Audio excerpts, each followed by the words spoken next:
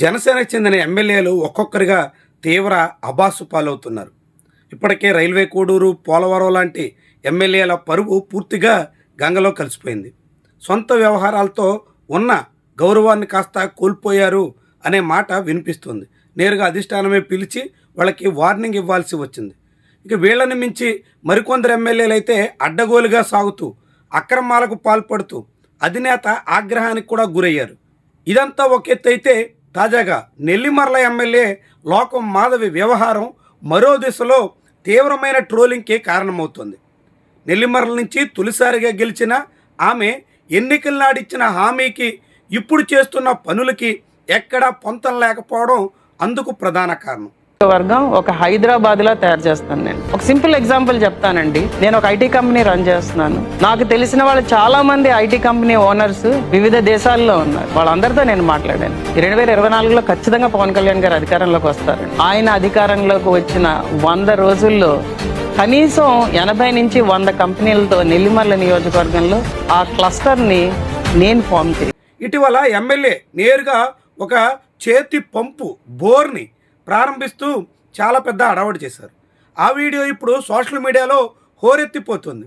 మేమర్స్కి, ట్రోలర్స్కి చాలా ప్రధానమైన ఆయుధంగా మారిపోయింది.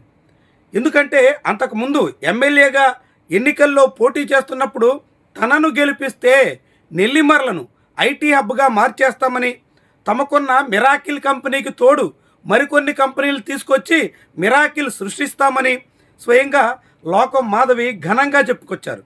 అంటే ఐటీ కంపెనీలు తీసుకొస్తానని, 3 నెలల్లోనే 100 కంపెనీలు ప్రారంభింపజేస్తానని చాలా గొప్పగా చెప్పినటువంటి ఎమ్మెల్యే తీరా గెలిచిన తర్వాత చేతిబోరు ప్రారంభోత్సవాన్ని అత్యంత ఘనంగా నిర్వహించి చేతులు దులుపుకుంటారా? ఇది ఇప్పుడు ట్రోలింగ్కి అసలు కారణం. నిజానికి లోకం మాధవి ప్రాతినిధ్యం వహిస్తున్న నియోజకవర్గంలోనే వచ్చే నెలలో భోగాపురం ఎయిర్పోర్టు ప్రారంభం కాబోతుంది. భోగాపురం ఎయిర్పోర్ట్ ఆధారంగా ఆ సమీపంలో అనేక కంపెనీలకి అవకాశం ఉంటుంది. అలాంటి కంపెనీలకి అవకాశం ఉంటుంది కాబట్టి తాను భారీగా ఐటీ కంపెనీలు తీసుకొస్తాను అని ఘనమైనటువంటి హామీలు ఇవ్వడం ద్వారా ఇప్పుడు లోకం మాధవి ట్రోలింగ్కి గురవుతున్నారు. అదే సమయంలో నియోజకవర్గ అభివృద్ధి విషయంలో పెద్దగా శ్రద్ధ పెట్టకపోవడం, 2 ఏళ్లలోనే ఓటర్లకు ఇచ్చిన హామీలన్నీ పూర్తిగా మరిచిపోవడం, ఇలాంటి కారణాలతో లోకం మాధవ్ మీద విమర్శలు వెల్లువెత్తుతున్నాయి.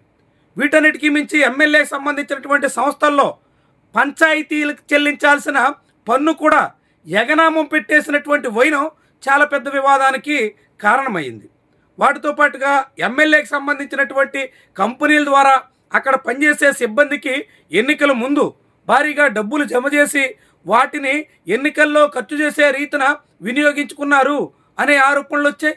దాని మీద ఈసీకి ఫిర్యాదులు వెళ్ళాయి. ఆ ఫిర్యాదుల మీద విచారణ సాగింది. ఇలాంటి అనేక వివాదాలు లోకం మాధవి మెడకు చుట్టుకుంటున్నాయి. జనసేన పార్టీ తరపున గెలిచిన ఏకైక మహిళా ఎమ్మెల్యేగా ఆమెకి ప్రత్యేకమైన గుర్తింపు ఉంది.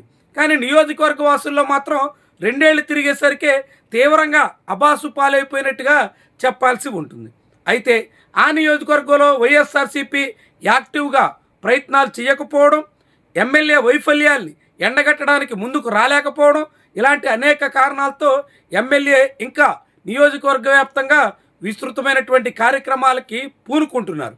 కానీ ఒక్కసారి విపక్షం యాక్టివ్ అయితే మాత్రం నెల్లిమర్లలో లోకం మాధవ్కి చిక్కులు తప్పవనే వాదన బలంగా ఉంది. ఒకవైపు తెలుగుదేశం పార్టీ నేతలు సహకరించకపోగా తెలుగుదేశం పార్టీతోనే విభేదాలు బాహాటంగా సాగుతుండగా, రెండో వైపు సొంత పార్టీలో కూడా అసంతృప్తులు పెరుగుతున్నటువంటి వేళ లోకం మాధవ్కి కష్టకాలం దాపురించబోతుంది అనే మాట అయితే వినిపిస్తోంది. అందుకు తగ్గట్టుగానే ఇప్పుడు ఆమె సోషల్ మీడియాలో చాలా పెద్ద స్థాయిలో మేమర్సు, ట్రోలర్సు ఆమె మీద గురి పెట్టడానికి కారణమయ్యారు. ఇలాంటి ప్రయత్నాల ద్వారా ఇప్పుడు నాయకులు పదే పబ్లిక్లో అబాసు పాలవుతున్నటువంటి వైనమే విడ్డూరంగా చెప్పాల్సి ఉంటుంది. గతంలో పవన్ కళ్యాణ్ ఆమె పార్టీ అధినేత విజయవాడలో ఒక సెలూన్ ప్రారంభించారు. అంతకుముందు పరిశ్రమల మంత్రి కర్నూలులో ఒక బ్రాందీ షాప్ని, లిక్కర్ మాల్ని ప్రారంభించారు. ఇలా నాయకులు భారీ పరిశ్రమలు ప్రారంభించాల్సినటువంటి వాళ్ళు, పెద్ద ప్రాజెక్టులు ప్రారంభించాల్సినటువంటి వాళ్ళు, ఐటీ కంపెనీలు తీసుకొస్తామని హామీలు ఇచ్చినటువంటి వాళ్ళు ఇలాంటి ప్రారంభోత్సవాల ద్వారా పబ్లిక్ ముందు మరింతగా పలుచనయ్యే పరిస్థితిని కొని తెచ్చుకుంటున్నట్టుగా మనం చెప్పాల్సి ఉంటుంది.